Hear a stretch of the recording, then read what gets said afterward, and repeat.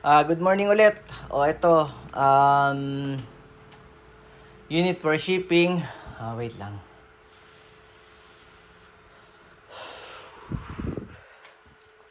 So, unit for shipping.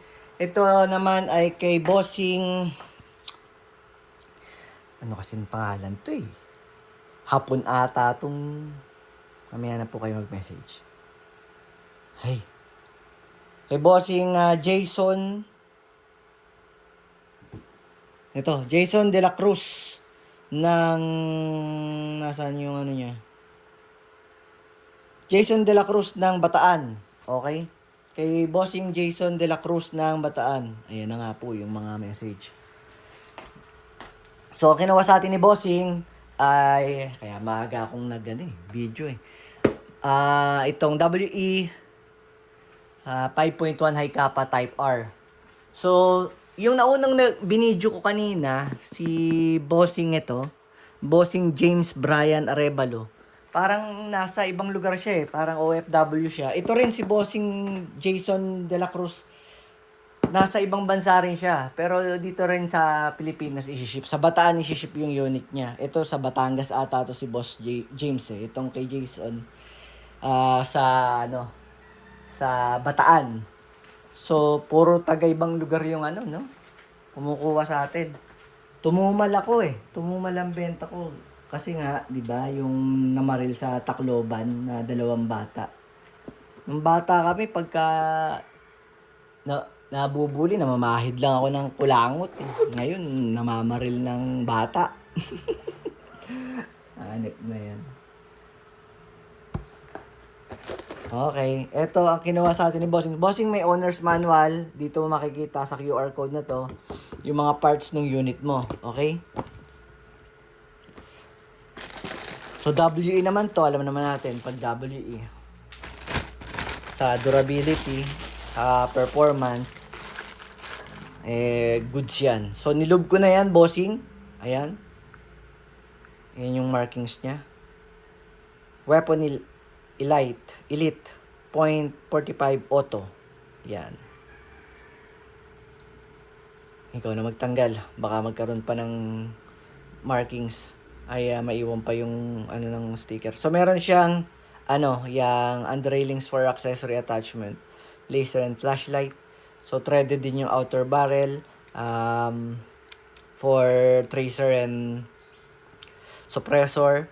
Tapos adjustable na iron sight sa harap, fixed na iron sight sa front, dito adjustable, kaliwat kanan, up taas baba for windage and elevation. Tapos may ambidextrous manual safety. So nakalimutan ko, full metal yung unit, tapos itong grip lang niya ang polymer. Ano siya, makanto. Kudrado siya. Ayan o. Hindi siya, kantuhan siya. Ito lang ang medyo sexy sa kanya. Okay? So, meron rin siyang magwell. Ayan. So, full metal yung unit. Metal yung slide. Metal yung lower frame. Metal tong trigger guard. Tapos, naka-skeleton design na trigger. Tapos, meron siyang beaver tail safety. So, kailangan mahigpit ang grip para makalabit mo siya. Okay, so test natin yung unit ni Bossing. Ito si Bossing, ang kinuha nito marami. Asan ba? Ayun. Ang kinuha niya, 3 gas at saka 2 BBs, saka loader. Pag may dumating akong oil ngayon, kukuha rin siya. Hindi ko lang alam kung anong oras magdi-deliver yung rider. So, mukhang sasabak to sa gera si Bossing. Patay tayo dyan. Nila na lang yung gas ko. Parang konti na lang. Aabot kaya to doon sa iba kung natitirang unit. Pinakyaw ni Bossing yung gas eh. So Bossing, ito yung unit mo. Ganito siya maglagay ng gas. Firm lang yung hawak. Laging tandaan. Nasa taas yung gas. Mauubos na naman to. Di ba, bawas pa ako ng isa doon. Naku po. Tapos, ganito. Upside down. Pag alam mong nakapasok na, ibaba mo yung gas. 6 seconds and okay, kaya nang umubos ng 2 magazine nun. So pagdating nito sa inyo, meron pa tong gas. May Bataan na ba akong na-ship? Parang first time Bataan na. Hindi ko alam. Batangas, sobrang dami. Sobrang daming Batangas. Ay. Ay, ano gairay. Okay. Wag bibitawan, bossing ha. Wag bibitawan. Kahit mahigpit, wag mong bibitawan. So, dito ang lagay. Ito ay yung siwang niyang malaki, oh. Yan. Okay na yun.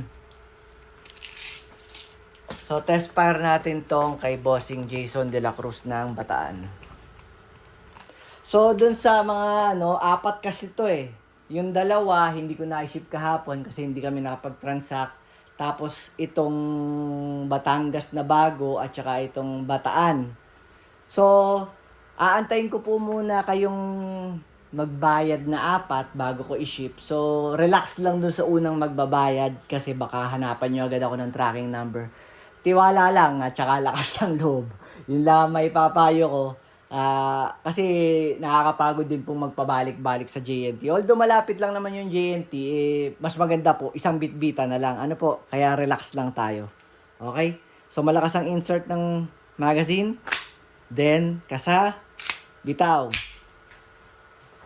May mga markings nga pala, 45 ACP, ayan.